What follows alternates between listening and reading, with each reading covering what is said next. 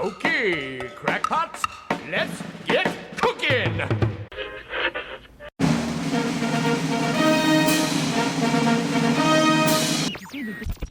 Many strange legends are told of these jungles in India, but none as strange as the story of a young boy named Mowgli.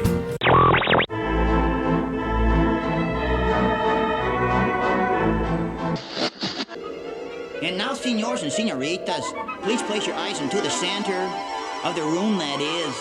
We present WDW Radio, your information station. Hello, my friend, and welcome to the WDW Radio Show, your Walt Disney World information station.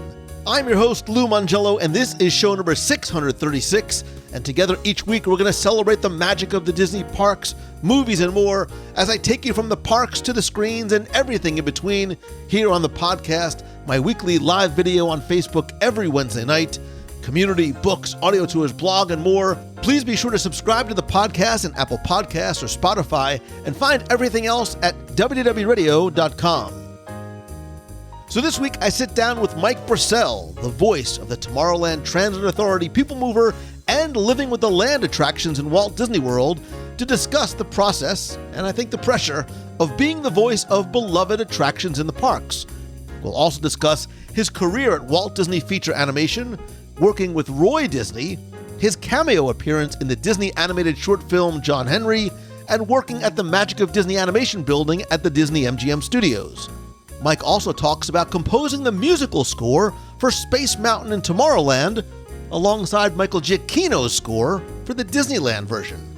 I'll then have the answer to our last Walt Disney World trivia question of the week, and I'll pose a new challenge for your chance to win an all-new Disney, maybe Marvel, prize package. Then stay tuned to the end of the show for the question of the week, updates, your voicemails, and more. So sit back, relax, and enjoy this week's episode of the WDW Radio Show.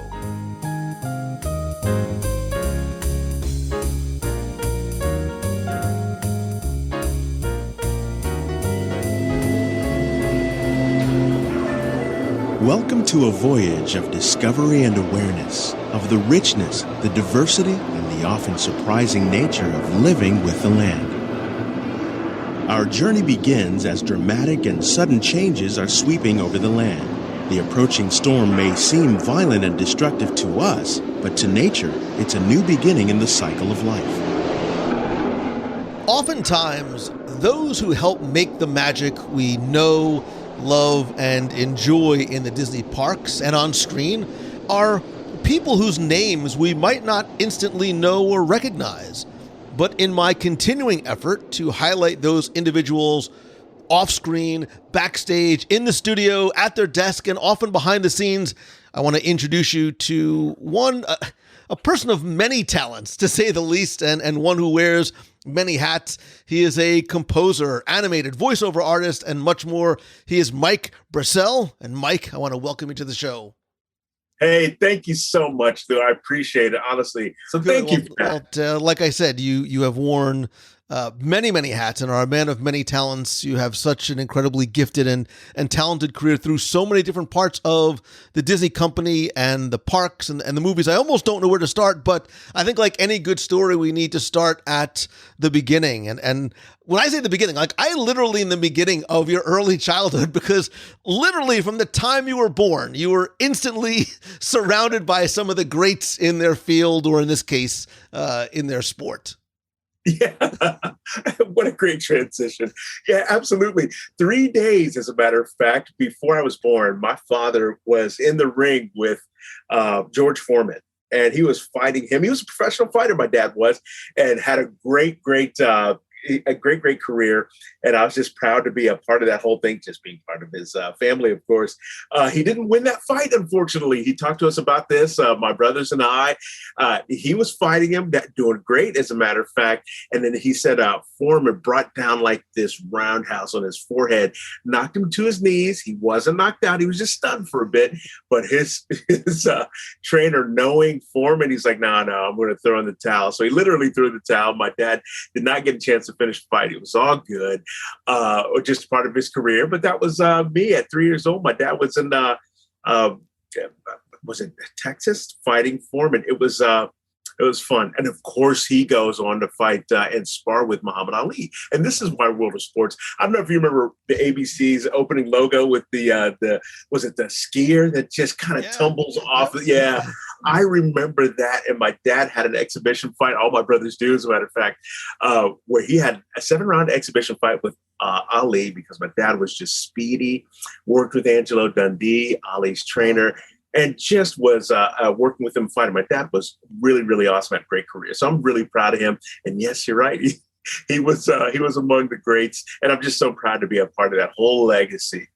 No, that's great. I love it. And kids, George Foreman is the grill guy, but I'm telling you, he had an amazing career as a professional boxer long before that.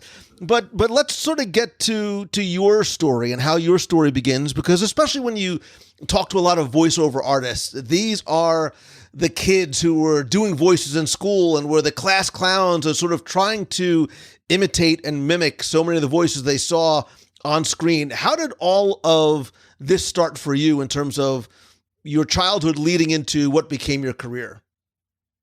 Well, we were, my brothers and I, when I say we were looked after by my grandmother during summer. We were latchkey kids. And so we used to watch Looney Tunes all the time. And of course, Looney Tunes was a consummate cartoon for plenty of kids. 3 o'clock, you knew that was the time that you'd hear this beautiful music coming out. And it was going to be Daffy Duck or Bugs Bunny do something silly. And of course, we got a chance to learn those voices and do those in the summer in the country where I lived. It was just so cool to be able to actually be a part of that whole thing. That was awesome. Everyone loves those. And that's really kind of what affected me here in the beginning. Like, wow, that was one person doing all of those voices. It was amazing to me to be able to see that and understand that. And of course, I never knew that I was going to be part of the Disney culture later on. And to just kind of bring that out was a nice transition. It was really cool to be able to do that. And it was fun. Kids at home, just doing whatever, singing in hairbrushes and just being silly in the mirror. You never know what that can do for you. So I say keep the dream alive, folks. So as you're growing up, because your career and sort of the two, main aspects of it are the not just the voiceover work, but the music work. So where does your early career and education start leading you, and down what path did you begin first? I appreciate that question. As a matter of fact, that starts for me, again, at 7 years old, again, at my grandmother's house, being watched there. We didn't have a whole lot to do, as kids. You kind of make your own fun. So I had a piano that I had access to. And that was right when Star Wars was released. And of course, Star Wars, as you know, even surprised Lucas at how popular it became and how awesome that story was. Right story, right time. And so for everyone, and I wouldn't say everyone, but for most people, that Star Wars captivated their imaginations. And so it did mine, to the point that I was like, wait a minute, what is this absolutely awesome music I'm listening to? I was just never, I had never heard something like that in music, in movies, especially so far. So it really, like many people, it really captivated my imagination and made me listen to the soundtrack. I had my Sony Walkman where I wasn't just listening to this thing over and over. It got into my DNA so much that sitting down at the piano there at my grandmother's house, just at 7 years old, and I honestly can viscerally remember this. It was like a lightning shock, sitting there going, this is the thing that's going to be with me the rest of my life, period. And that it's been a laser focus ever since, Lou. I've been interested in composing. And of course, the ancillary voiceovers has happened as well. And that's thanks to my dad. My dad was very instrumental in public speaking and all that good stuff. And so he had a lot of courses that my brothers and I sort of took on our own, and we're just never afraid to do it. And I'll tell you this, the reason why I feel like we've been able to do what we've been able to do, or I've been able to do what I've been able to do, is simply because my dad never said that we couldn't. What a great influence. I don't have a cap, if you will, in my in my growth. There's no reason to say no. You can do it until you can't, right? It's that type of thing. So Star Wars influenced me. John Williams is absolutely my favorite composer. That guy is awesome. He's like a composer's composer. They all love him as well. So this guy is unbelievable. And that's what I have in my heart to this day, as a matter of fact, to not to be like him, but to be inspired by him and his works and all that he's done, and to try to do whatever I can to achieve the excellence that he has. Well, first, I have to comment on your father's support and encouragement. It is so incredibly critical. I had the same thing growing up as a kid, and it's something I try and instill in my kids and in other people as well. So for you, music becomes the focus, and do you go to school for it? Is this a self-taught thing? And how does this go from education to career? What are sort of the steps that you take along the way that eventually bring you to Disney? It's a great question. And I don't have the world's best answer for this, except that I just had inspiration to do this thing. So therefore, I think that is the best answer. I think that is the best answer. Like inspiration, there's a lot of power in inspiration. And there was here with this one. It drove me. It drives me now. It drove me then. It drives me now. It truly does. And education, of course, you can pick up everything that you can from your peers, from your peer circle, from your influence circle as well, to get pieces and tidbits on how to get better. And of course, listening, using your ears, to me, is one of the best features that I've been able to tap into, to actually understand whether or not I can actually do this thing. So you put yourself out there, you tell people, of course, marketing wise, that you can do this thing, and you start getting jobs in, and you actually start doing this stuff. And then there's the belief circle right there. Hey, look, guys, I can do this for you. They give you a project and you do it for them. And so therefore, you just try to get better and better and better. That was my education. I took a little bit of classes there at Berkeley, which is always a consummate composing school, creative school, which is great. And I love them, love to plug them as well.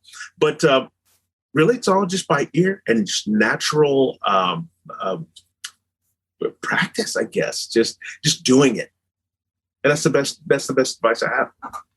So you're in California. How do you get to start working for Disney, and in what capacity initially? Oh, great question. Okay, I never thought of myself being at Disney. Being from the Midwest and love the movies, just never thought I'd be a part of that whole thing. Well, I started with Cats Don't Dance, believe it or not, and that's Turner Feature Animation. That's Ted Turner's attempt at in the animated studio. He did great with one of the previous ones that he did. I'm trying to remember the name of it. I can't remember. Forgive me, Lou, but. They were successful at that previous movie and got me on Cats Don't Dance. And that was a great time. I enjoyed it. It was my first foray into animation itself. I got a chance to do a whole lot of relationship building with the producers and all the cast and crew there. Really fantastic. And of course, through those relationships, I managed to bridge a job to Disney. And I started with Fantasia 2000. And that was my first foray with Disney. That's my first touch with animation with Disney. And I came on as a PA, production assistant. I did whatever it is they needed me to do, and I copied paper, gave animators coffee. It was a great job. Shot scenes. I enjoyed that. I had never known anything about the industry like that. When I got into it, I was like, wow, this is cool. I didn't know people did this. I really didn't. So it was really cool, and made more relationships. And of course, as I told you, in marketing for myself, I always told people, hey, look, I could write music. I could do this. I could do that. You have to believe in yourself. You have to believe in yourself enough to tell people what you can do and have them engage you. And so that happened throughout my career at Disney.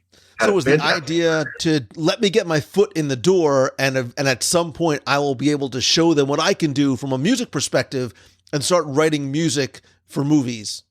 Yeah, absolutely. That was my intent. But of course, Disney has their way on doing those types of things themselves. And you have to follow the rules. No problem. I got a chance to actually get in contact with Eric Goldberg, one of the most consummate animators of Disney. That guy is tremendous. He was awesome. And so then my words reached him and his camp. And so his wife comes and asks me if I would speak with him. I'm a PA on Fantasia. I'm a nothing guy. And that's not a problem. And I go in to speak with Eric. I'm so nervous. I don't know what he wants. I don't know if I got in trouble. And then he's asking me, hey, I've got an idea and I'd love to work with you on the music. So what? Are you kidding me? So my heart drops out of my chest going, yeah, absolutely. I'll absolutely do this for you, Eric. And so he sits down and he talks to me about his idea. It was the Frog Prince. That's what his idea was initially. And I go home and I'm just on cloud nine. I can't believe that I'm able to do this. And Eric has asked me to write the music with him. And so I get on my keyboard and go to work. And we come up with 5 songs. He sings some, I sing some, and he pitches this to Michael Eisner, who was head at the time, and it went over well. I'm happy to report that was so great. He and I had talked about that, and then of course they put it on the shelf for a while and ended up not doing it. They still purchased our songs. That is still Disney property, and that's the first time I've actually sold any music to Disney. That was my first touch creatively with Disney outside of being a PA. So that was exciting. I hate that we didn't get a chance to do the music, of course. And they had the Princess and the Frog later on. I'm not sure how much they used of Eric's material, but that was so exciting to be able to do that. It was so fun. And I can remember the movie now. It was Pagemaster. Forgive me. Oh, okay. Yeah, sure. Yeah, but just to have that experience of somebody recognizing your initiative, your drive, your talent, your creativity, to say, hey, I'm Eric Goldberg. I was the animator for the Genie. I want you to be the guy to come and do this with me. And look, at Disney, no good idea, no good piece of music ever dies. So you never know when it might be dusted off the shelf and used elsewhere. But in addition to that, you had your hand in and worked on a number of films, right? Hercules, Atlantis, Tarzan, Lilo and Stitch. Tell me about some of the other roles and responsibilities that you had during your time at Feature Animation. Yeah, absolutely. I started because I started in Pasadena. We were at the old Skunk Works building over by Burbank Airport. That was fun. I loved that so much. Ping pong tables and everything. I mean, it really was a fun time. Those animators worked very hard. I should tell you, it's not like it was all fun all the time. Those guys got down to work, and I was there and my team to support them. It was fun to be able to do that. We did support with Milan in Florida, and then I worked on Fantasia, as you had mentioned, of course. And then we did Human Again. Beauty and the Beast, Alan Menken, adding that song in. What a nice project that was to kind of work on something that was a classic. I miss the Lion King days, so this was just nice to work on Beauty and the Beast as well. And then I got moved over to Kingdom of the Sun, and it turned into Emperor's New Groove. But that was training for me. That and Tarzan, I got to train on and moved to my new job as an assistant production manager in Florida. So they moved me to the Florida studio as well there. And of course, Milan had come out and done really well for the Florida studio. So they got a new building and all that stuff. They were working at Disney-MGM at the time. That was the park name then. Oh my goodness. My wife and I and our 2 sons at the time, we ran through our Silver Pass, just using the parks all over the place. I mean, it was astounding. We talk about it to this day. Believe it or not, Lou, I had not gone to Walt Disney World ever before I came down to work on Lilo and Stitch and Brother Bear. And so when my family and I got down there, it was just the best thing ever. We had experienced the parks, all 4 of them, all the time. Hey, you guys want to go ride Tower Terror? Yeah. So we just go ride Tower Terror on the weekend and head home before the crowd hit, parking late at night. And we got a chance to see fireworks outside of our door. It was absolutely astounding, and I enjoyed every moment of that. That's where that took me, as a matter of fact. So we got down to Florida, just sort of to cap round that off for you. To cap it, we did Lilo and Stitch. We did Brother Bear. We did some Winnie the Pooh attractions. We did Goofy, How to Haunt a House. And that was pretty much it. They were going to another production, and I wasn't able to continue on with them around 2002, 2003. That's when they closed the studio. So there's a couple of things I want to put a pin in during your time Sure. that's there. One of the films that you worked on is still what I think one of the most underrated Disney films, which is Atlantis. And correct me if I'm wrong, Mike, but you are leaving out another little story because your involvement in that film did not necessarily just happen behind the scenes doing the work that you were assigned to do. I know that there is a story about you being called into someone's office and having a little bit more of a direct connection to one of those characters. Yeah, Lou, you're absolutely right. I hate to miss this story. I love this, as a matter of fact. What a trip this was for me. So I'm walking down the hall. This was during lunch. And I get a call by Mr. Ron Husband, animator, of course, of the Dr. Sweet character. And he has me sit down. Now, I didn't know exactly what was going on at the time, I should admit. But I was sitting down at his desk, and he gave me a bowl. And he gave me some chopsticks, and he posed me. He sort of moved my arms around and told me to hold position. He'd draw a little bit. And I knew he was drawing me. I didn't know what for. So he did that for a good 15, 20 minutes. And he said, okay, I'm going to get back to you and let you know if they accept this. I was like, oh, okay, cool. So he has his character, Dr. Joshua Sweet. I'm forgetting about this whole thing. Time goes on. I'm still a PA. And all of a sudden he comes, it shows me, he goes, Mike, look, they approved the model. I was like, what? And I look at it, and it's Dr. Sweet. I'm like, man, that looks awfully familiar. Of course, because his poses are my poses, doing the chopsticks in the bowl. So I think he used me as the face model. As a matter of fact, I know he did, which was a huge honor for me. Are you kidding? This is absolutely awesome. Now, normally, and of course he did, he used the voice talent's face as well.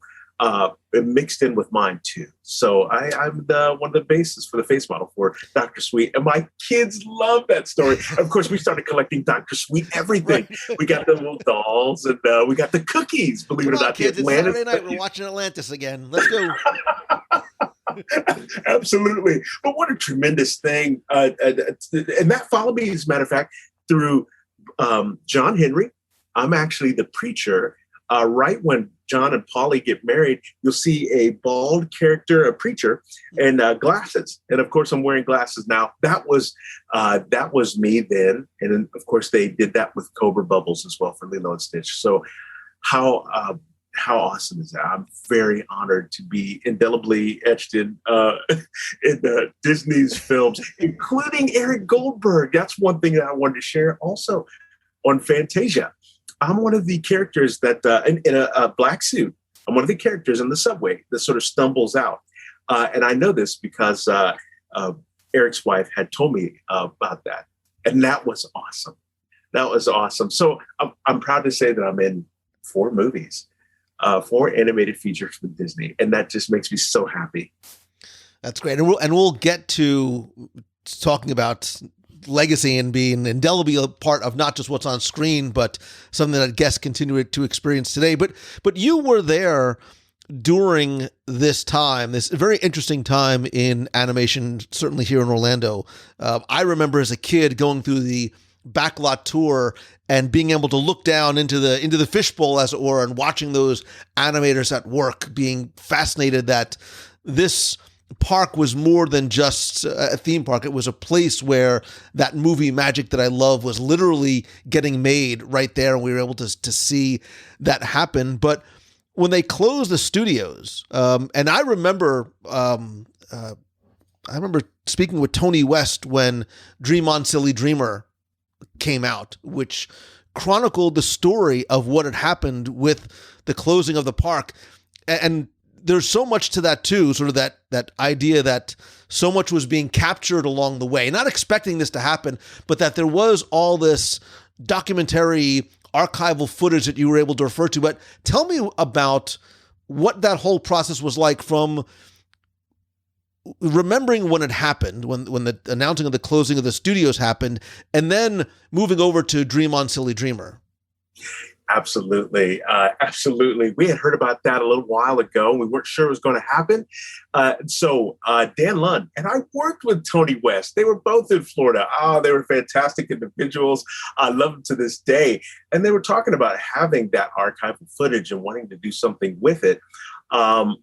it's funny you mentioned the fishbowl. I used to have meetings with my team in that there's a fake story room, if you will, or a meeting room right there when the glass opens up. And we had meetings there. It was so cool to be able to do that. I love that so very much. It was the coolest thing in the world, honestly, to be a part of that as well. I wanted to share that with you. But yeah, but if you're listening and don't know what we're talking about, where the Star Wars launch bay is now used to be the Magic of Disney Animation, and it was a walkthrough exhibit, and you were actually able to look down through these glass windows to not just that meeting room, but there were artists at their desks, literally, doing pencil and sketch work there, whether it was on stage or off stage, whatever it was. But it was fascinating for us as guests to be able to see work that was going on there that was eventually going to end up on screen. That's the truth. It showed background effects. It showed compositing. I had some people on the tour there that actually had their offices on the tour. They were right by the window. That was part of my department there as well. Yeah, you're right about that. That was what a cool thing that was. I never actually took the tour myself. I don't think I got a chance to take it, but it was cool. You were the tour, Mike. You didn't have to take the tour. You were the tour. Yeah. I would tell you this. One day, my family came in and they were on the Art of Animation tour, Magic of Animation tour, and right at where we were in the fishbowl, the who was it? I'm trying to think. I can't remember who it was. They unlocked the door and they allowed my kids to come in and come down. And that was just the coolest thing in the world for me, for them to kind of be able to join me in that whole experience. I don't know if they ever got a chance to go back on the tour again, but that was the coolest thing in the world. I was like, wow. And my office, you can see my office from the fishbowl. It was further down the way, but and I don't know how much it has changed. I've been there in a couple of years myself to see the changes, but I'm hearing that I think my area has changed quite a bit due to Star Wars, and that if you're going to be replaced, why not be replaced by Star Wars, right? And I wasn't there anymore either. But to go back to what you were talking about, yeah, Tony West and Dan Lund had their sights set on this whole documentary footage and archive thing, and they had planned on doing it for a while, and they started, and it became Dream On Silly Dreamer, and Dan Lund and I talked. And again, it's about developing relationships and letting people know what you do. I think it's important to market yourself. People believe that, and they believe in you. And so they did. They talked to me about doing the score for that film, of course, which Walt Disney, Walt Disney's nephew, Roy Disney, of course, funded this whole project. And that was exciting to have him as part of this thing. It was awesome. And to be able to tell the story about how the ups and downs of the Disney animation. Everyone loves Disney. It's still in their storytelling and all the stuff that they did. But it was amazing to see what they did with 2D animation. And you wouldn't have imagined that they would have closed those doors, but they did, and they continue on. And of course, they continue to be innovators as well themselves, but felt the pressure to go to 3D after 2D. They felt was sort of going by the wayside. There's so many talented artisans that work there, 2D and 3D to this day. My utmost respect to them all. So I'm proud to be actually part of that as well in composing that movie and working with Roy. That was exciting, so exciting. To have his name attached to this was just like the pinnacle. But as sad and disappointing as the closing of the studio was this for you personally? Was this sort of that transition point for you, or jumping off point where now you go from doing these, behind the scenes, backstage PA type work. Now you've got this gig composing. Is this what helps to move you to not just composing for the parks, but doing voiceover work as well? And then which one came first and how? Great questions. And yes, that transition was exactly how I managed to bridge the gap for composing and for voiceover as well. I was doing voiceover just a little bit before the studio closed, as a matter of fact. It's how I got my first gig doing a nationwide tire sales for the East Coast. I was working with a coach and some of their people, some of the coaches' people there in Orlando, as I started to get more serious about doing voiceover, to the point where my agent, not my agent at the time, but the time that I was dealing with my agent through my coach, had asked me it was like an emergency. They said, Mike, can you come down to the studio and start doing a voiceover for this tire reseller? I was like, yeah, I can do that. So I talked to my boss and she's like, yeah, Mike, going down. So I did and got in the booth. They just shoved me in there real quick, put my headphones on. All of a sudden I'm on there with the director and he's saying, Mike, we need you to do this and that, this and that. And so I did that. And it turned out to be, like I said, a tire sales company on the eastern seaboard. It was fantastic. The reason why the guy previous to me just didn't do what they were asking for, and they needed an emergency quick fix. Turned out I was the guy. I did everything they wanted to do, and they hired me on as a talent for the agency that day. It was tremendous. And that job lasted for a good 6 months. And it was just incredible. I was like, what? This is awesome. This is what I would love to do as well. So yeah, that really helped me with my voiceover career. And then, of course, with my agency, I got in the circles of doing auditions for the Orlando agencies down there. And Disney was one of them. And that sort of worked out with some of my relationship circle as well. I had met a good friend of ours, a family friend, Charles Moore, who was connected with Disney at the time. I don't know if you remember Disney Ideas. That was set up by Roy Disney as well. They did a whole lot of media production back then. They were located at Disney-MGM Studios at the time. And I got a chance to do a whole lot of e-learning and lots of other voiceover projects for them. Then my agent put me out for the monorail. It was for the monorail. I didn't realize it. I got the script and I was looking at it. It was a celebration. I went to a studio there and was doing this, the monorail spiel. That was the coolest thing ever. I was like, what is going on here? I can't believe it. I'm doing a monorail spiel, even just for an audition. That was the coolest thing. So we did it. They submitted it. They liked it. They said, I did not get the job. It was all good. But I ended up being called back, of course, for Living with the Land after that. And that's what bridged that one for me. And Living with the Land is, it might not be the quote unquote sexiest attraction, but it is one of these, it's a staple of Epcot Center. And so at what point do you, and what year, if you can remember, do they change and you become the narrator? Because isn't Marsha Mason in the queue and you're the narrator for the attraction itself? Yes, I believe so. But I can't tell you, Lou, what year it was. I cannot remember the year. I'm so sorry. But they did. You're right. They took out the boat drivers as the spiel givers, and they decided to go with automated voiceover, and they chose me as the talent to replace them. Was it 2011? Was it somewhere around there? Something like that. Yeah. Because I think that's when Chiquita took over the sponsorship. Yes. So it might have been right around there. Yeah, that's great. So it's been a good while, as a matter of fact, doing that. And that was fantastic. I love that. Big ups to my producer there in Orlando at Walt Disney World Studios for that job. That guy was awesome. I mean, he and I still stay connected to this day. He's not working with Disney anymore. He's retired, but he's done so much for Imagineering in the Disney company. Just so happy to have worked with him and for him to allow me to have this opportunity. Great guy. And is that when it starts, like, does it hit you that, millions of people every year come and they hear and they know and they recognize and they, remember and they probably mimic your voice because it is such an iconic part of that attraction? I got to tell you, that didn't hit me till later on, Lou. I didn't know. I just was ignorant of the type of impact that those attractions have. My first foray, as I mentioned, down there at Walt Disney World was when my family came down in 2000. It was 2000, as a matter of fact, 1999 even, that we just kind of ran around the parks and we just didn't know the type of impact. So when you say millions of people hear it, it's still a stunning number to me. And I just can't wrap my mind around it, but I'm just so proud to be part of the magic, truly, especially for a ride that's so relaxing. You get off of your feet and just go in the biomes or the biospheres and sort of cool down during the hot days. It's a cool thing. I enjoy it, but I'm absolutely proud to be part of that, truly.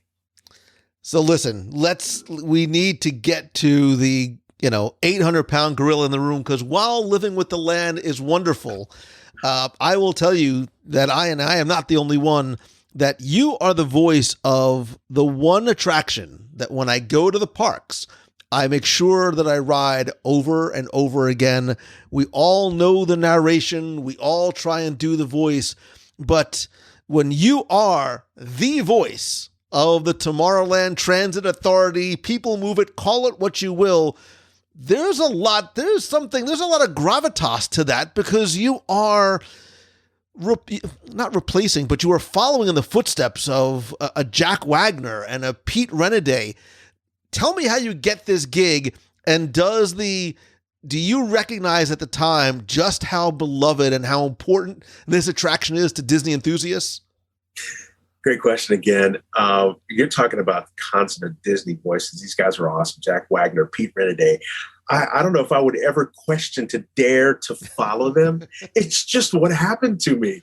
And I'm thankful and said yes to the project. Of course. Why wouldn't I? I'm happy to do it, but no, I got to answer your question here. I had no idea how the gravitas of this type of attraction and what it meant to people. I didn't understand that, to be honest with you. And I hate when, let me say this right. I don't hate. I'm sorry that that Disney themselves took out what was very popular to people, some of the things of old.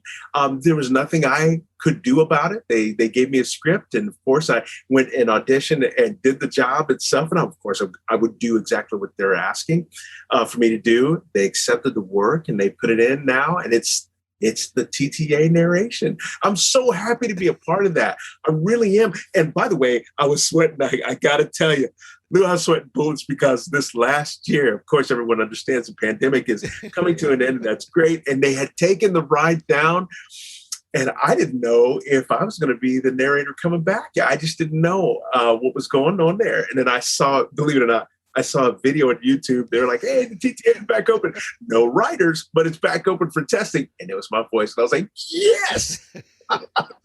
A lot of us were nervous too, Mike, because you might not know this. Disney fans do not like change. It is a very touchy subject when you say you're going to remove something or someone that just when we get to memorize all of the narrations and the spiels in English and in Spanish, they go and they change it to somebody else. So there's a lot of people that are very happy that you remain the voice of this attraction.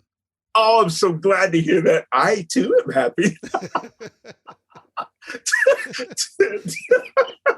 Mike's like, every time that goes around, I get a check. So yeah.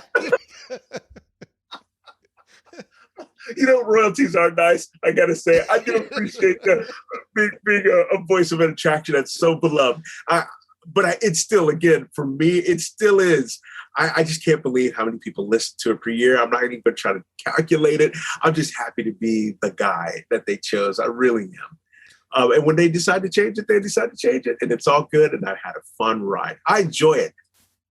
Now, so when you finally rip your kids away from watching Atlantis for the 5,000th time, do you say, come on, kids, we're going to Magic Kingdom to hear Dad again? Do you do that? Do you go and ride and take your family and take friends? Well, I'm not as close to Orlando as I used to be. So no, not as frequently, but we are planning to make another trip, as a matter of fact. Got to do it. My kids are getting older, and I want them to be able to experience it when they're in their teens and stuff like that. I've got 5 kids. So my older ones have enjoyed it. They wrote it themselves. It was awesome. I had a great time with them, but I wanted to show the younger two. Is it still cool for that? Like, is it still cool for your kids to go, that's my dad? That's my dad on this attraction? Yes. Yes, but nobody believes them. I would be giving my kids DVDs and going, here, give this to all your friends and teachers. Yes, absolutely. Absolutely. That's a fun fact. I enjoy doing it. I really do. And I can't wait to take my kids so that they can experience it themselves. That will be great. This is my final 2 kids, my last 2. We're planning on doing that soon. So I'll give you an update. So maybe, and I wonder if it was almost a benefit to you not knowing the importance of the attraction, because when you do get signed on to get this gig, do you go back and listen to the Renaday and Wagner versions? Do you take inspiration? Do you try and make it your own? I did listen to the Renaday version, and you just can't he and Wagner's voice and what they've done for Disney, just establishing the voice direction for the parks and all that they've done. Those guys are giants, and how dare I try to follow in their steps? I mean, that's how I feel. I feel very humbled to be asked as a Disney voice for this kind of thing. But no, I don't try to do anything that they would do. I just tried to follow the direction of my producer during the time we were recording it, just to give him what he wants. That's what a voice person is supposed to do. And as long as I did that and he gave me a thumbs up at the end of the session, I feel like I did my job. All right. So now, like, you know, you're out. This is pre-COVID, post-COVID. You're out, you're at a party, and people say, "Oh, so Mike, what do you do?" Do you sort of throw in there, "Yeah, that, you're a Disney fan? I'm the voice of the TTA." Do you sort of play the I'm the voice of the TTA card? And when you do, because you have to be like, people are like, "Oh, come on, do the voice." Like, are you asked to do the voice? And if so, can you do the voice? I can't have the voice of the TTA on and not ask them to do the TTA. Sadly, I don't. I don't do that. I mean, people raise their eyebrows like, "What? No, wait, no." Like, it doesn't match up to them. Like, you can't live here and be the voice of the TTA. That doesn't make sense. That guy does. Like, you don't know who that guy is.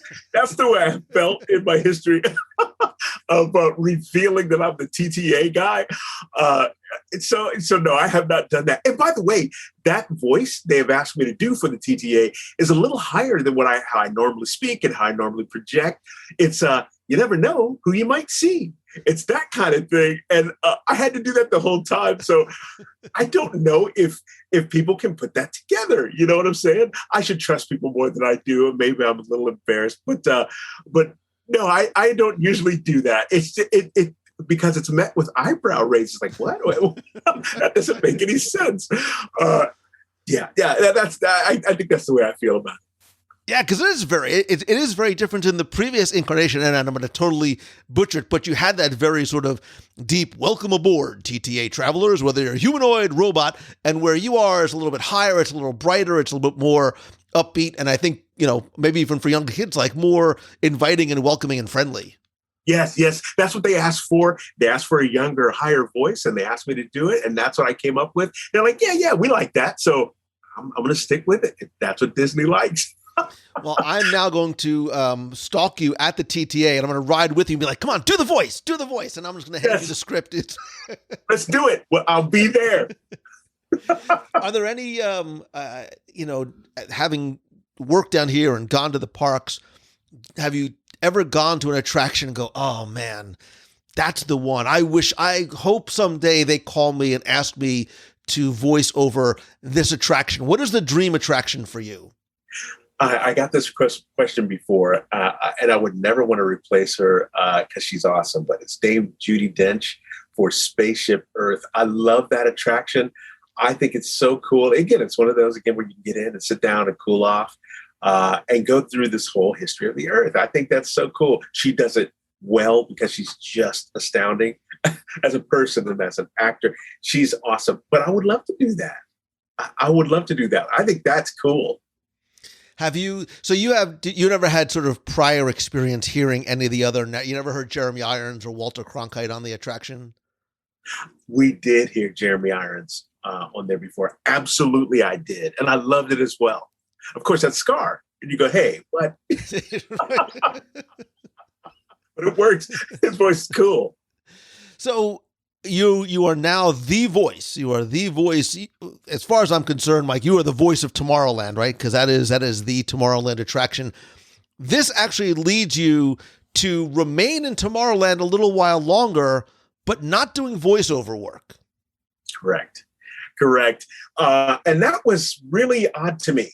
It was odd to me, and I'm, of course, I'm very happy about it, but it's odd to me because we were walking, my producer and I were walking to Tomorrowland Transit Authority PeopleMover. This is after hours. This is after the park is closed. He asked me to come in and just do a ride along with him and make sure that the voice was triggering appropriately and that everything was copacetic with the Tomorrowland Transit Authority PeopleMover, which of course I said yes to, and I did, and it was fun to be able to do that. It was just surreal. Honestly, it was absolutely surreal to be there to do that. That was that was a trip.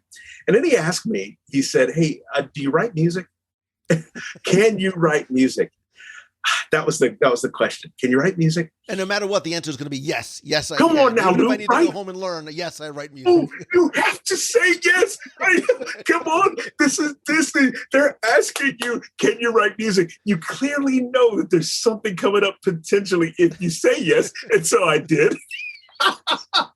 Yes. And of course I did write music. So what an exciting thing to have happen. So I go home that night and I'm going, wow, I wonder what that meant. I had no idea about the refurbishments going on. And I it was probably 4 to 6 months, maybe something like 4 months afterwards. It really was a time where I was working, of course, and it went out of my head at that point that my producer had asked me about music. And all of a sudden I receive an envelope from Disney Imagineering. Oh my goodness, to receive one of those envelopes it's like winning the lottery. It really is for me. You open it up, it's 8.5 by 11. You pull that paper out and it says, from Imagineering, hey, Mike, we would like to ask for you to compose some music for Space Mountain. Are you kidding me? Space Blue, Space Mountain. Are you joking? I get to, so I'm freaking out and I'm screaming, jumping around in my studio. My wife's, she's thinking I'm an idiot, of course. Just, what are you doing? And of course, I got to thank my wife for all of her support throughout my entire career. Not just my wife, my family, my kids. They've sacrificed a lot for me to be in my studio and work out music and voiceover and all that good stuff. But I'm thankful to her. And so I said, honey, look, Imagineering is asking me to compose new music for Space Mountain. Can you believe it? She couldn't believe it. It was just, what a trip to have that happen. And so I was excited, nervous as all get out. Lou, what do you do when Disney says, hey, there's an attraction we've had that people love so much that you now have to replace the music to so that people can love again? What do you say? How do you do this? What? I don't understand. So I freaked out for a good while, and then my producer and I talked, and he told me what he was looking for, at least from Imagineering's perspective. And they tried a thing, and that thing didn't work. It wasn't me. It was just they wanted to do some level things where you're going Space Mountain. You start at the top, of course. You go to this middle section on Alpha or Omega, and then you go to the bottom and have music switch around there. That didn't work just because of the space. The nature of the space of Space Mountain, and with their refurbishments themselves had over 100 and some outboard speakers. Mm-hmm. So there would be a whole clash and cacophony of tone and tune if you were to do that, try to mix 3 types of music together. So they said, you know what we're going to do? We're going to just create one piece that runs 2 to 3 minutes throughout the entire time. It'll just be on a loop. And boy, those speakers, that just to see Space Mountain and with the lights on and to walk around the track and to go to the elevator in the middle of the oh my goodness. What? I can't even believe I'm here. It was astounding. It was tremendous. And what a great time I had doing that. So of course I write something much like to their specifications. We change it again and again, get the iterations right. So they're happy and they put it in and they invite me in to listen to it while they had it installed and got ready to open it up. And it was surreal again. That's probably the best word, Lou, for me to use. It was absolutely surreal to to know that you're the guy you're the guy that has Space Mountain like the other 2 guys that have Space Mountain that are Michael Giacchino and John Williams. Are you joking? John, I told you, was this dude is my hero. And here I am. Now, I didn't say, I want to clarify for your listeners, I am not John Williams. Never do I dare to be him, but I am in league with him, at least with this attraction. And that is mind-blowing. I just can't even believe it. I'm happy to be a part of that. And I'm proud of that. What a great opportunity. Feel very blessed by that. And Giacchino's no slouch either, you know. Oh, no slouch either. Yes, no slouch to Giacchino. I love Giacchino's work. Me too. Yeah. I'm a huge fan of Lost, and I love his the music in Lost and a number of other. Incredibles. I love all the stuff that he's done. Yeah, he's awesome. So did they give you a feeling that they are looking for, and then you sit down at your keyboard with, a pencil and a blank sheet of paper, of lined paper in front of you, and start from zero? Is that what your sort of direction is given before you put down that first note? So yes and no. To be specific about answering your question, they do absolutely give me direction in the beginning. Okay, we want it to sound like this. We want it to build like this. We want the energy to feel like this. So I'll get all of that information in the beginning as I talk to them, but I do not write on stave paper that way. I am not a trained classical composer, if you will. I'm a guy who has ears and uses those ears and comes up with ideas that way. But no one would have known the difference. You know what I'm saying? Because if you come up with something, someone says, hey, I like that. They have no idea whether you are classically trained or not, as long as it's good and right and what they asked for. So that's what it was for me. I just had some ideas in my head trying to fulfill their direction and thinking about what it is I do. And they said they wanted to kind of keep it moving, and they wanted to keep it exciting, and then to have a different sort of section in the middle. So I had to change directions there, not slow it down, but just change the directions and then make it more exciting at the end. That's what I did. And those were my ideas. And I, like I said, I provided iterations to them, and they're like, oh yeah, we're going to try that in the mountain tonight. And they try to say, Mike, we'd like for you to change this to this. And so I change it and do exactly what they're asking for until they get a final product that they appreciate and enjoy. Well, and music is so critical, right? Especially the energy that the music brings. Look, there's, you can't undervalue the importance of music in storytelling, right? Music in movies and TV. You also can't underestimate the importance of the storytelling in music, as it were, and the story that you get to tell without a spoken word. That's exactly right. Music is absolutely important. Every director will tell you that. At the end of a movie score, at the end of a movie production, it's funny. We get forgotten about for a minute, and then all of a sudden the score comes in, and directors are crying and just enjoying this element of emotion that they're asking for to be a part of the music that drives the music, drives the movie along and underscores the emotion that the actors are portraying. And it's just the most beautiful thing when you see it come together and it's right. You would lose so much without music. You absolutely would in movies and all the other entertainment venues as well. It just helps to tell the story.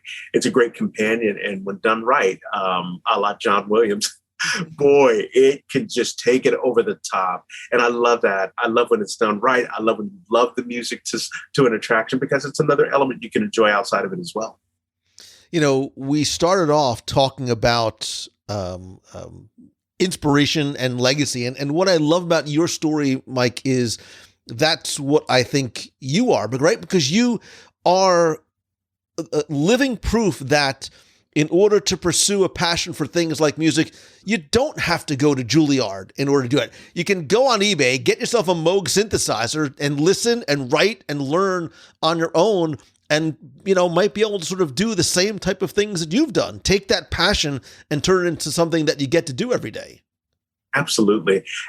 You're right. It can happen any which way for anyone. There's so many talented people out there that, you're right, don't have to go to Juilliard. And not knocking Juilliard or Berkeley or any other school that teaches people music. It's great to be learned in that way. And I know you have different dimensions and you can apply going to those types of school to your craft. Not a problem. But music itself existed before the schools did, is what I'm trying to say. And because it's a human thing and it comes from us and it's by us and for us and through us, then we can certainly tap into that anytime and try to mine that skill and give people what they're looking for feeling wise through the music. I think you can do it that way as well. We touched on the impact and the importance of your presence in not just the movies that you touch, but even specifically now things like the parks. And I know, and as we start getting older, we start thinking about words like legacy and the things that you leave behind, not just for yourself, but for your family and the generations that are going to follow you, your kids and their kids that are going to go and say, that's my dad, that's my grandfather. Is that overwhelming to you, knowing that, again, not just millions of other people are listening, but that you're going to give your kids that gift of that legacy that they will be able to be proud of and talk about and share with others? Yeah. Yes, it is. And it reminds me to honor my father, as a matter of fact, with his journey. He touched the greatest. As a matter of fact, he punched the greatest, if I can say. He fought Foreman, he fought Ali, and he fought a bunch of others. As a matter of fact, if you look up his record, he was no slouch, and he left a great legacy and was a great individual. And I cannot believe that I get a chance to do the same and leave a legacy for my kids and their kids and my grandkids, as you mentioned. So eloquently put, that is astounding to me. And to be a part of the Disney legacy, though, is another level for me that I'm just amazed by.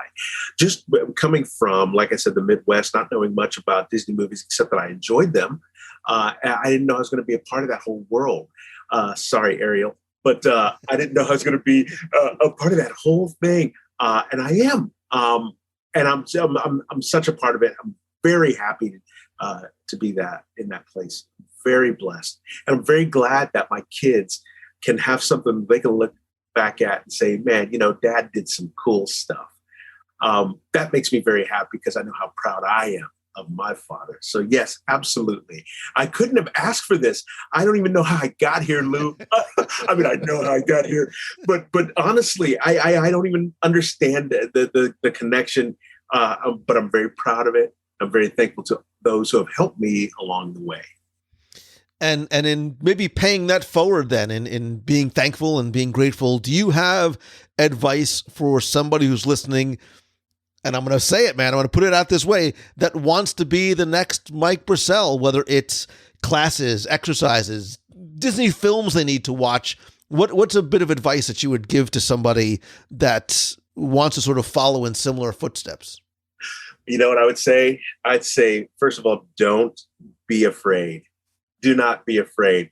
If you make silly voices, fun voices, keep doing it. Keep doing that. And then go talk to those who do this professionally. So go get a coach.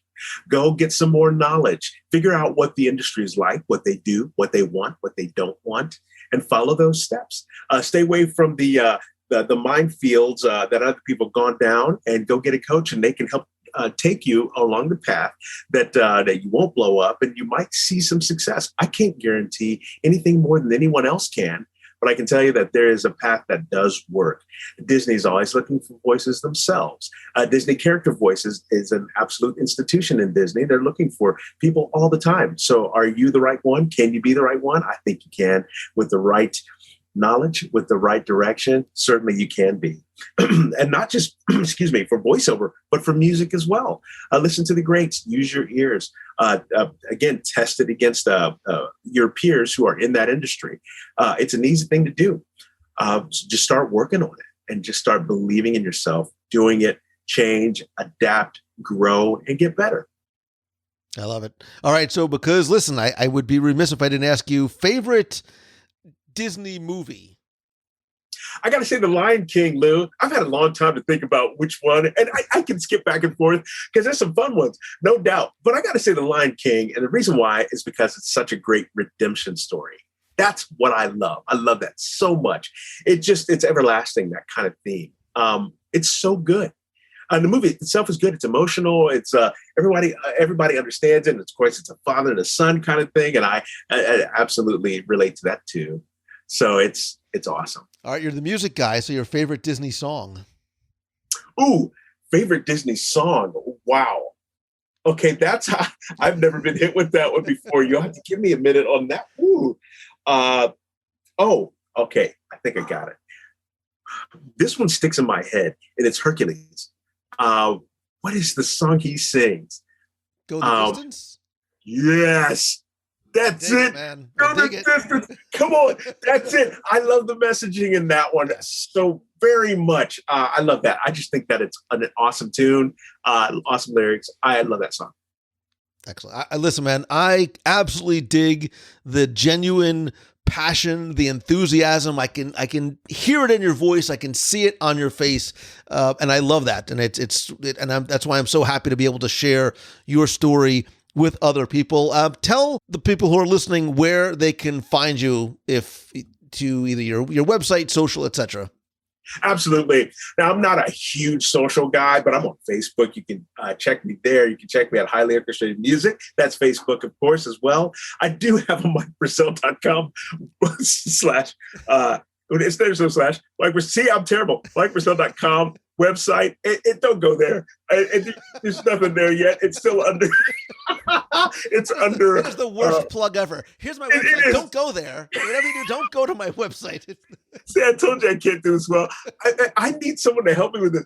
But I'm also, of course, I need more music, and that is my music library site. And of course, you're welcome to go there and listen to some of the stuff that I produce with some of my composer friends, things like that, out there for TV, film, and all that good stuff. And I'm on Twitter as well. So if you want to catch me, follow me, you're welcome to do that at MikeBrassell.com or Mike Brassell at Twitter, whatever it is. See, I'm terrible.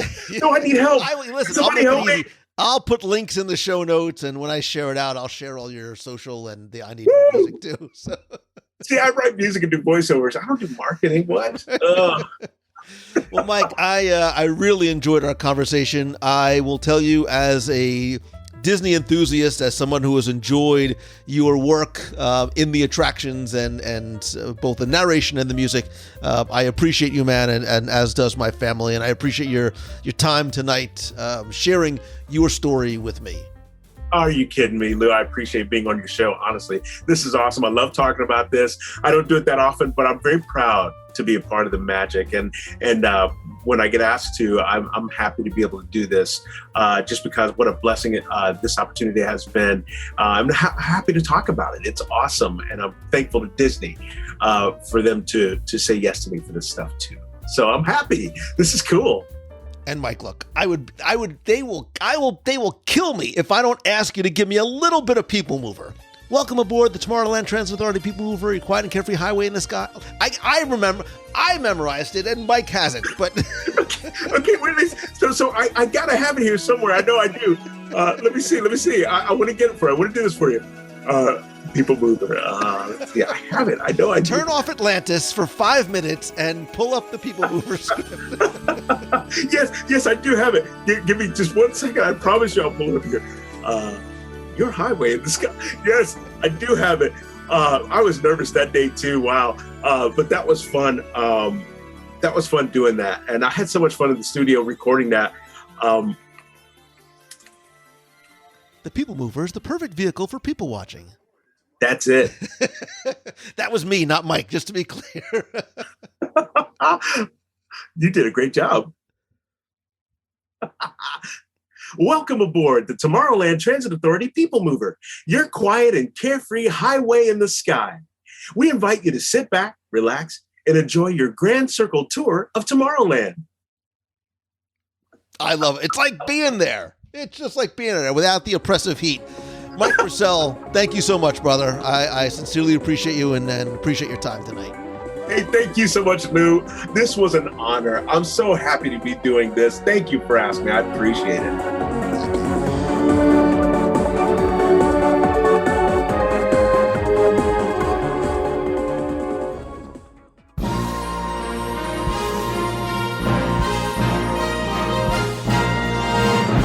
Time for our Walt Disney World Trivia Question of the Week, where I invite you to test your knowledge of Walt Disney World's history or see how well you pay attention to the details in what you see, hear, remember, or taste. If you think you know the answer, you can enter for a chance to win a Disney prize package. This week's contest is brought to you by Sideshow Collectibles, where you can let your Disney sideshow with limited edition collectible figures, statues, art, jewelry, replicas, clothes, and more from the greatest purveyor of pop culture in the known universe, Disney, Marvel, Star Wars. I'm a huge fan of Sideshow. I have a number of pieces in my own collection. I've gifted other pieces as well. You can find everything over at WDWRadio.com/DisneySide. And if you sign up for their free email newsletter, you'll also save $15 off your first order. Now, before we get to this week's question, we're going to go back, review last week's, and select our winner. So last week I asked you to name an attraction that has appeared in both Epcot and Magic Kingdom. Now, it had to be the same attraction, but at different times in both parks in Walt Disney World.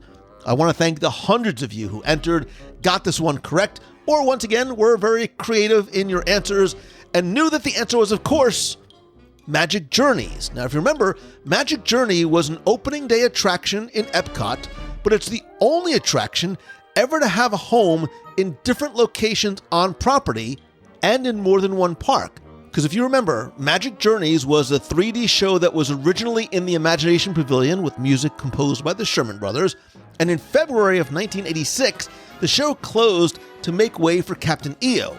In December of 1987, it was dusted off the shelf and began its new life in the Fantasyland Theater that was once home to the Mickey Mouse Revue. It closed there in late 1993 to make room for a new attraction, Legend of the Lion King. So once again, congratulations. Thanks to all of you who entered, got this one correct. And again, last week you were playing for a brand new WDW Radio pin and keychain. And I'm also going to throw in a bonus prize as well. And last week's winner, randomly selected, is Larissa Spiro. So Larissa, congratulations. I have your mailing address and we'll get your prize package out to you right away. If you played last week and didn't win, that's okay, because here's your next chance to enter in this week's Walt Disney World Trivia Challenge. So with Loki debuting this week on Disney+, I am very excited about that, by the way. I want to ask you a question about Thor's brother, well, half-brother, and it's very simple. Loki is known as the god of what? There's only one God, ma'am, and I'm pretty sure he doesn't dress like that. I agree with you, Captain America, but Loki is known as the god of what? Now, this week, you're not only going to play for the WDW Radio pin and keychain, which you can only get by winning a contest prize here on the show, but I'm also going to include a special Marvel mystery prize. And it literally is a mystery, not just to you, but to me as well, because it's a blind box package of, well, that's part of the mystery too. You have until Sunday, June 13th at 11:59 p.m. Eastern to go to WDWRadio.com, click on this week's podcast, use the form there. So good luck and have fun.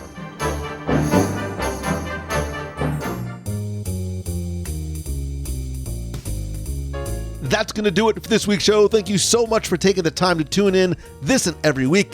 I hope you had fun, learned something new, and that the show brought a little or a lot of happiness and Disney magic to your day and your week. Our question of the week this week is, if you could voice one attraction in a Disney park, what would it be and why?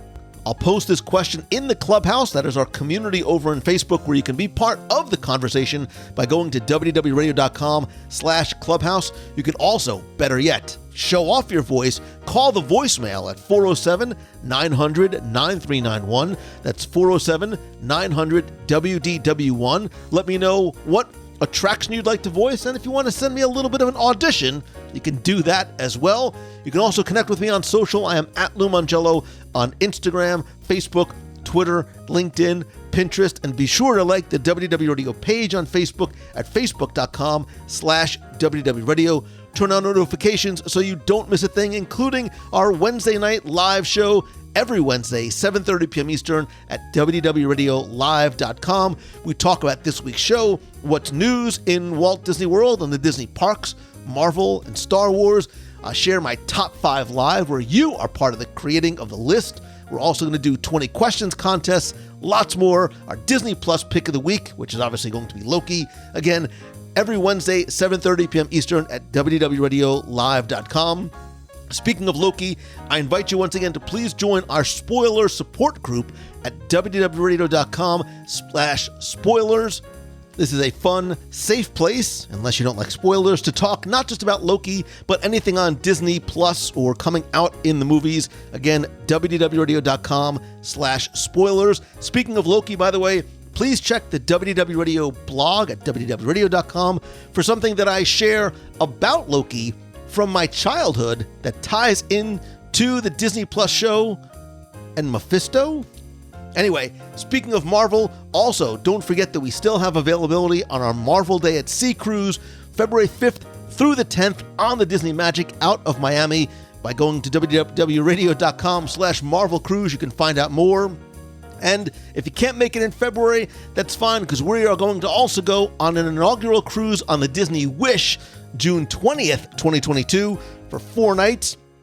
To find out more, get a free no-obligation quote, you can go to wdwradio.com/DisneyWish2022.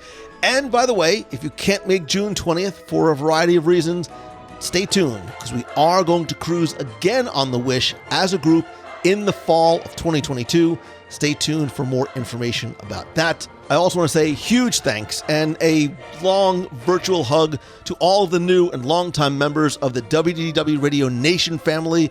I sincerely appreciate you and the support and the friendship and the help that you give to the show each and every month, as well as I love the opportunity to give back to you in lots of different ways, including welcome packages, monthly scavenger hunts and trivia quests, monthly live video group calls on Zoom, care packages from the parks, and more. I want to thank some new and longtime members, including M.M. Hall, Jason Watson, Carly McCune, Michelle Carter, and Pamela Coleman. Your help is sincerely appreciated. If you want to find out how you can help the show for as little as $1 a month, you can go to wdwradio.com/support. And please don't forget that while this is completely optional, it is very much appreciated, and a portion of your contribution does go to our Dream Team project to benefit the Make-A-Wish Foundation of America. Because of you, we have raised more than $450,000 to help children with life-threatening illnesses and their families get a little bit of Disney magic when they need it most by sponsoring their trip to Walt Disney World. Again, you can find out more by visiting wdwradio.com/support. I would also like to be able to help you if possible. So if you are looking for one-on-one mentoring, being part of a weekly mastermind group, if you have this idea or a business or a blog or a podcast, if you're a content creator or have a brick and mortar business, I'd love to help you move the needle in a positive way. Or if you're looking for a speaker for your school, your event, or if you're a conference, you can visit LouMangello.com.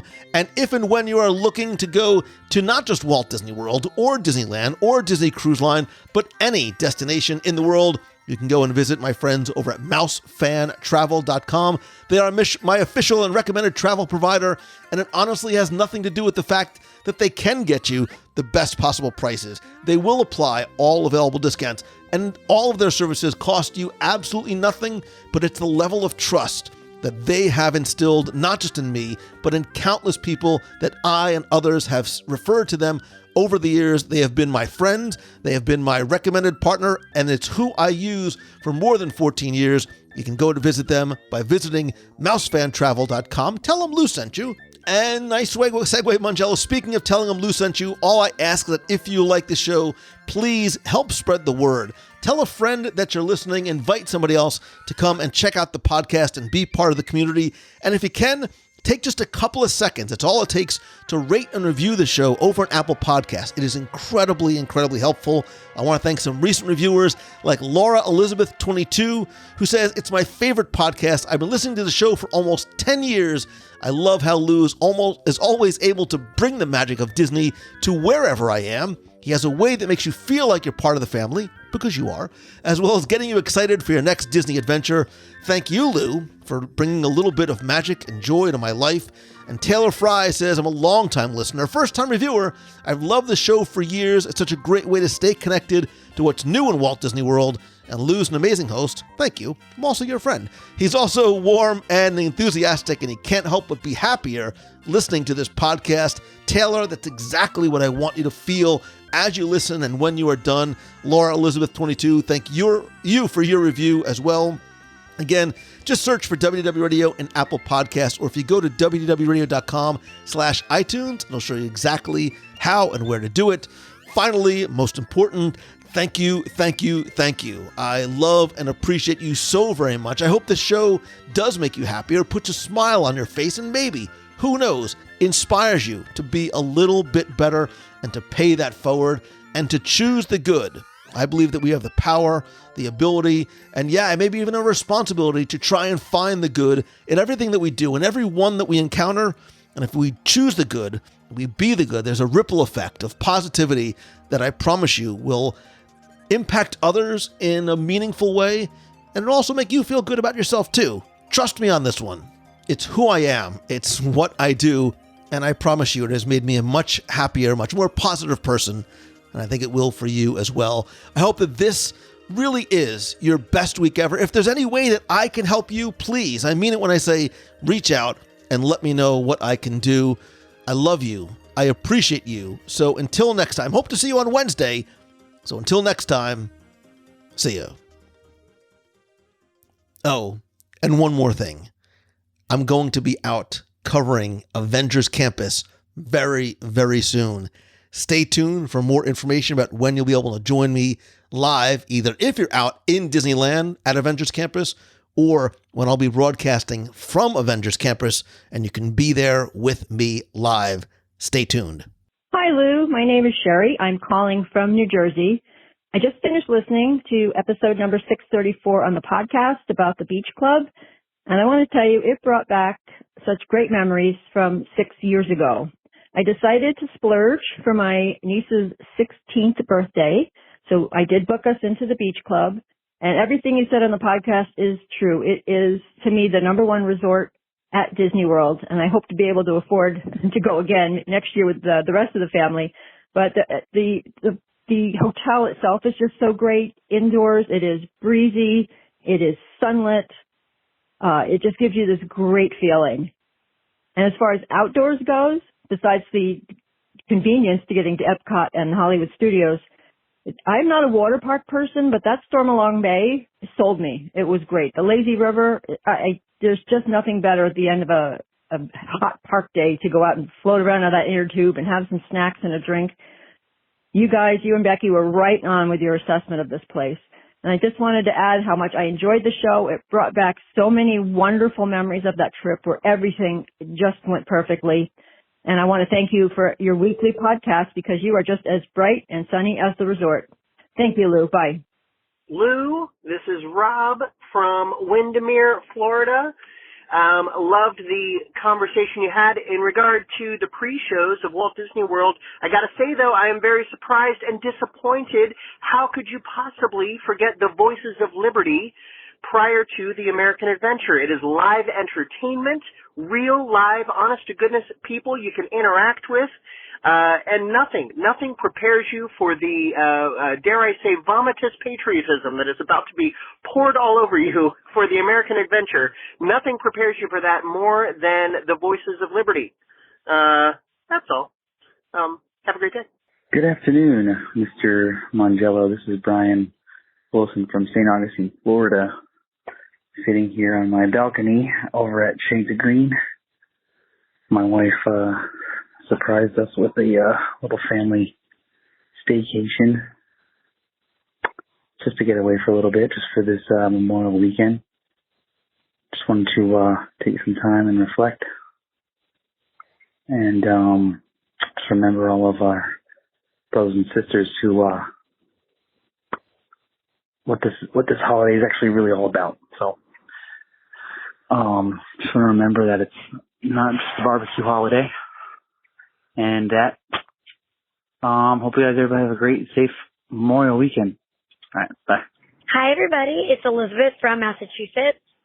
It has been a hot minute since I've called in. I've been so busy. But yeah, I was just actually in Walt Disney World for the D2 Summit, which is a cheerleading competition, which I know is a lot of times the end or the butt of the end of a lot of jokes for Disney fans. But I will say it was absolutely fabulous to be back home and to be doing what I love, where I love most. My kids had so much fun. And as always, there's nothing like the ESPN Zone and what it does for kids and athletes across this country. So if any of our listeners out there were just there for it or know someone who was a part of it, hope your athletes had so much fun and enjoyed their time. I know I did. So I hope everybody's doing well. I just listened to the Beach Club Resort Report. Fabulous as always. I cannot agree more that it is one of the most beautiful resorts during the holidays. And I would like for you guys to go ahead and do the Animal Kingdom Lodge next. That would be great. I don't think you've done that one yet. I could be wrong. Anyways, yeah, it's crazy that things are opening up more. I hope everybody's staying safe. I'm excited to be back again in the world in June for a family vacation. And yeah, I hope everyone is doing well, staying positive, stay magical, sprinkle some pixie dust no matter where you go, and make somebody smile. I will talk to you all later. Enjoy your day, and see you real soon. Bye.